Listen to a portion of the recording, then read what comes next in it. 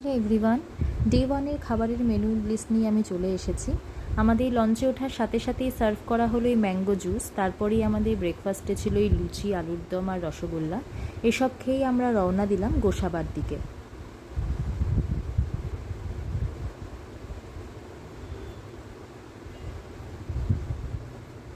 এরই মধ্যে আমাদেরকে গরম চাও পরিবেশন করা হলো।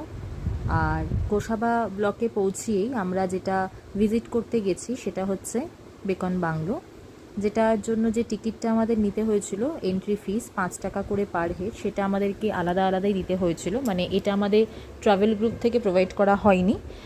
নর্মালি হয় না এটা ট্রাভেল গ্রুপ থেকে প্রোভাইড, যেহেতু অনেকজন মেম্বার থাকে তো তো সবাইকে এক এক করেই এই টিকিটটা দেওয়া হয়, তাই ওটা 5 টাকা করে সবাইকে আমাদেরকে আলাদা আলাদা করে কেটে নিতে হয়েছিল। আচ্ছা, এখানে পৌঁছে বাইরেটা তোমরা এরকম ভাবেই ঘুরতে পারবে। ফটো অ্যালাও আছে, ফটোও নিতে পারবে, ফটো ভিডিও সবই অ্যালাও আছে। বেকন বাংলোর ভেতরে ঢোকার কোনো রকম পারমিশন নেই। মানে সেই যে বাংলোটা দেখতে পাচ্ছ তোমরা, এখানে দরজা এবং জানালায় সম্পূর্ণভাবে এটা লক করা আছে।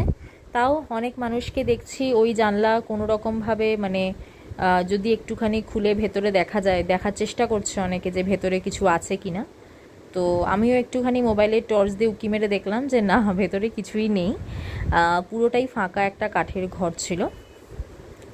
আর এই বাইরের দিকটা এরকমই গাছপালা এবং বিভিন্ন স্ট্যাচু তৈরি করা রয়েছে। আর সামনে একটা পুকুরও ছিল।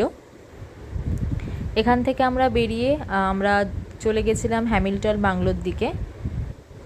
আর সেখানে গিয়েও সেই একই রকমই ছবি আমরা দেখতে পাই যে সেই বাংলোটাও পুরোপুরি লক করা ছিল।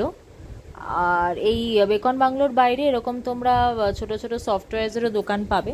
এই যে হ্যামিল্টন বাংলোর সামনে আমরা পৌঁছে গেছি। মেনটেনেন্স একেবারেই নেই বললেই চলে, আশেপাশে কিছু মানুষের বাড়ি রয়েছে। আর এইটা সরকারের তরফ থেকে আমি জানি না কতটা কি মেনটেনেন্স হয়, কিন্তু যেহেতু অনেক ট্যুরিস্টরা এখানে ভিজিট করে, তো আমার মনে হয় এখানটা একটু মেনটেন করলে আরও সুন্দর হতে পারতো এই জায়গাটা। যাই হোক, এরই মধ্যে আমাদের লাঞ্চ চলে এসেছে। ছিল বাসমতি চালের ভাত, ডাল, বেগুনি, আলু পটলের তরকারি, ইলিশ মাছের মাথা দিয়ে কচুর শাক, ইলিশের পাতুরি, এদিকে ডাব চিংড়ি, চাটনি, পাঁপড় আর শেষে মিষ্টি দই।